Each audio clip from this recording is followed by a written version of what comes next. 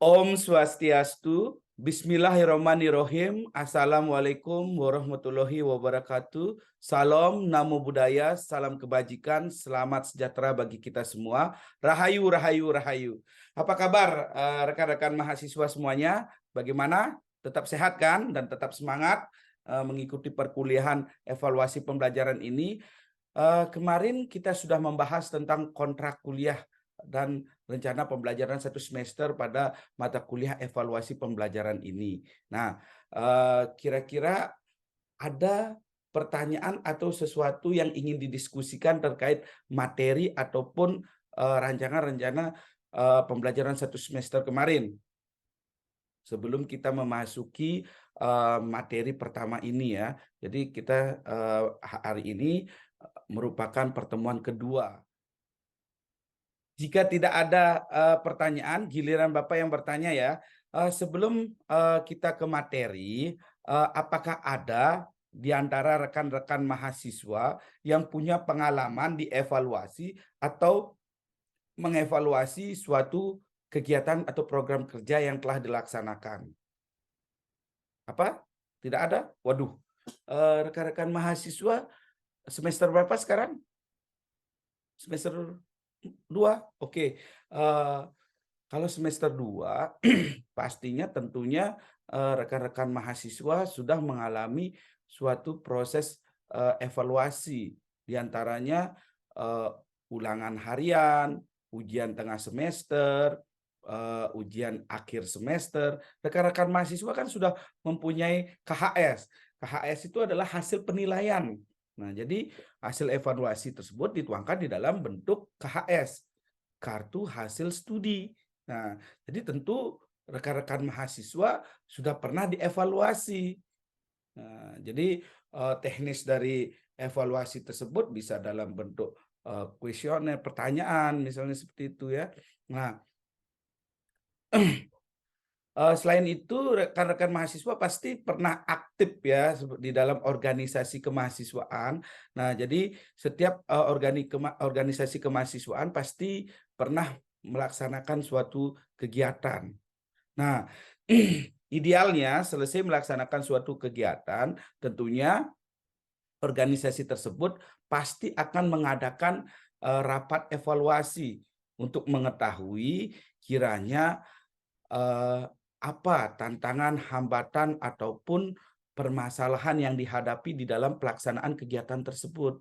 Nah, jadi hal itu dilakukan untuk mengetahui solusi atau teknis yang akan dilakukan untuk kiranya memperlancar kegiatan tersebut. Nah, jadi sebagai bahan pertimbangan jika melakukan kegiatan hal yang sama di kemudian hari. Jadi untuk menunjang kelancaran dalam pelaksanaan kegiatan jika dilakukan hal-hal atau kegiatan-kegiatan yang sama. Karena dengan melakukan evaluasi tersebut, maka organisasi tersebut akan mengetahui sejauh mana ketercapaian dari pelaksanaan kegiatan tersebut. Nah, sejauh mana apakah pelaksanaan kegiatan tersebut sesuai rencana atau tidak, seperti itu.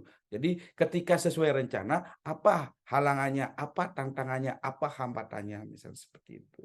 Nah, pertanyaan yang kedua, apakah ada di antara rekan-rekan mahasiswa yang berkenan untuk mendeskripsikan apa kekurangan, apa kelebihan yang dimiliki. Ya, jadi bisa nggak menceritakan deskripsi diri tentang kelebihan dan maupun kekurangan yang dimiliki? Bagaimana? Malu? Oke. Kalau begitu coba siapkan kertas ya. Nanti silakan tulis nama dan NIM beserta deskripsi diri tersebut ya. Hal ini memang dirasa sangat sulit karena mengevaluasi diri sendiri itu lebih sulit daripada mengevaluasi orang lain ya. Jadi kita belajar mengevaluasi diri dulu sebagai sarana introspeksi diri juga ya. Nah, silakan berarti setelah ini kita masuk ke materi ya.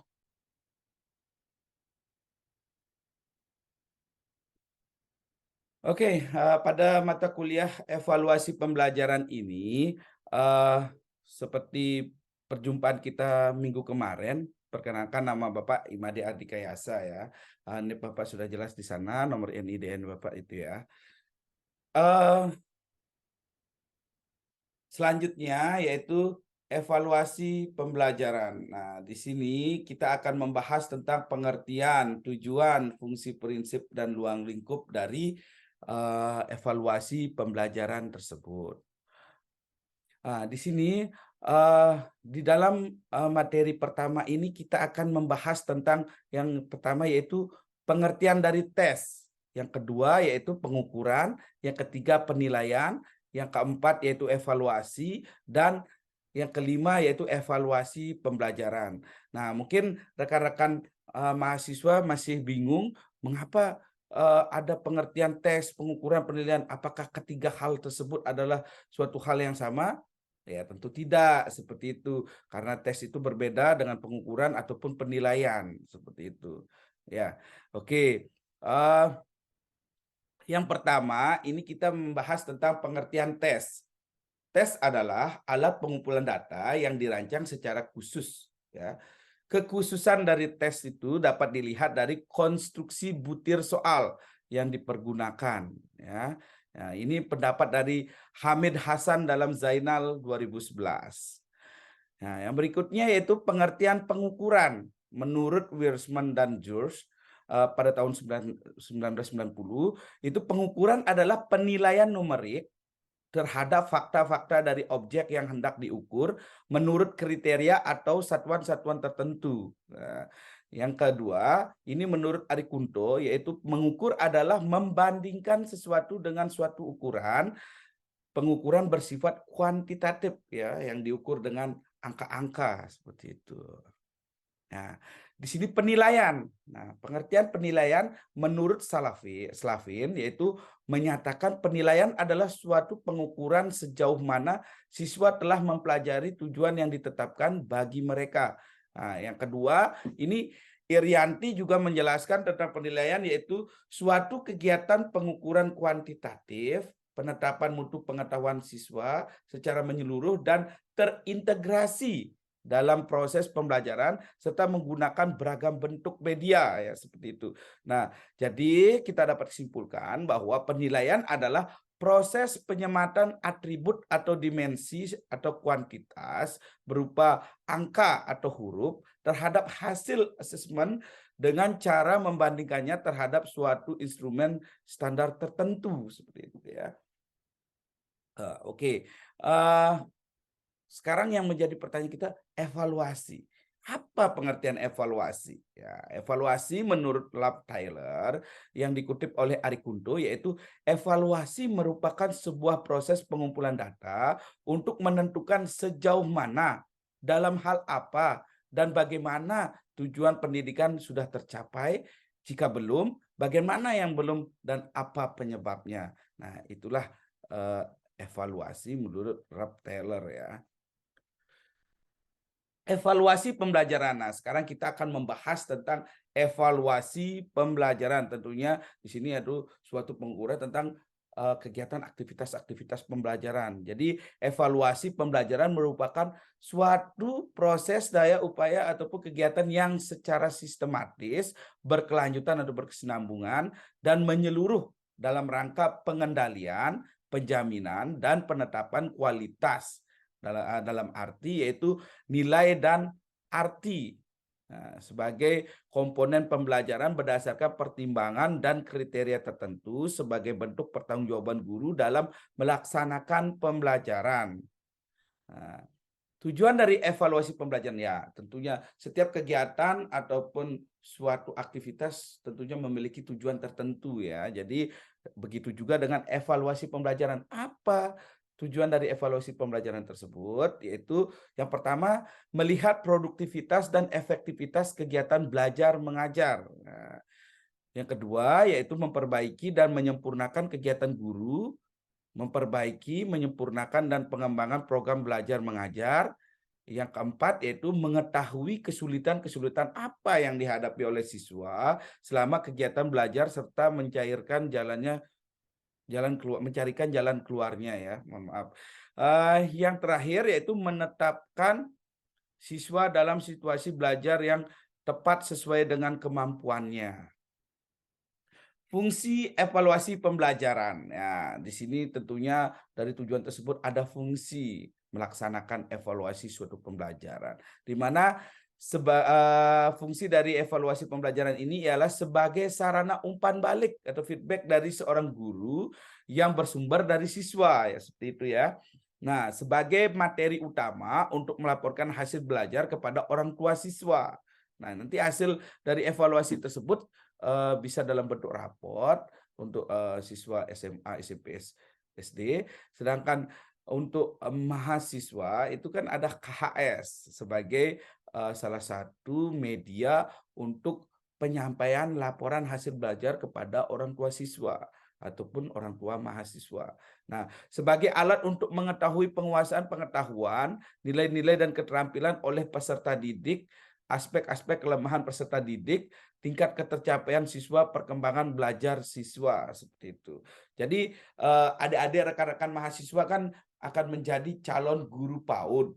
Jadi hendaknya adik-adik rekan-rekan mahasiswa bisa mengetahui teknik evaluasi pembelajaran ataupun kaidah-kaidah dalam mengevaluasi proses pembelajaran di PAUD ya, sehingga adik-adik rekan-rekan mahasiswa dapat memberikan suatu hasil dari proses pembelajaran tersebut dalam bentuk laporan hasil belajar kepada orang tua siswa, sehingga di dalam laporan tersebut akan terkait tentang nilai-nilai keterampilan peserta didik, kelemahan ataupun kelebihan dari siswa didik tersebut, dan untuk mengetahui juga bagaimana perkembangan belajar dari siswa PAUD tersebut. Nah, seperti itu. Nah, sekarang kita masuk ke prinsip evaluasi pembelajaran. Nah, tidak seperti manusia juga ya. Ini evaluasi pembelajaran juga memiliki prinsip. Nah, jadi prinsip-prinsip yang harus atau kaidah-kaidah ketentuan yang harus dilaksanakan di dalam evaluasi pembelajaran, yaitu evaluasi harus masih dalam kisi-kisi kerja tujuan yang telah ditentukan. Yang kedua yaitu dilaksanakan secara komprehensif. Yang ketiga yaitu dilaksanakan dalam proses yang kooperatif antara guru dengan peserta didik. Ya. Jadi ini harus bersifat kooperatif ya antara guru dan peserta didiknya. Yang selanjutnya itu dilaksanakan dalam proses yang berkesinambungan. Ya. Jadi tidak bisa hanya dalam melaksanakan evaluasi itu hanya sekali saja, tetapi berkesinambungan ataupun berkelanjutan. Ya. Yang terakhir yaitu peduli dan mempertimbangkan nilai-nilai yang berlaku. Ya. Yang terakhir di sini kita akan membahas tentang ruang lingkup. Nah, ruang lingkup ini kita akan membahas tentang evaluasi program pengajaran, evaluasi proses pelaksanaan pengajaran, evaluasi hasil belajar. Jadi ada 3 komponen tersebut yang menjadi ruang lingkup dari evaluasi pembelajaran. Nah, jadi yang dievaluasi itu yaitu program pengajarannya bagaimana, apakah sudah sesuai media pembelajaran yang digunakan untuk kelas yang aktif atau heterogen atau bagaimana ya. Jadi yang kedua yaitu evaluasi proses pelaksanaan pengajaran. Nah, bagaimana proses pelaksanaan dalam pengajaran tersebut. Nah, sudah pas atau belum teknisnya ya, sudah tepat atau belum. Nah, seperti itu.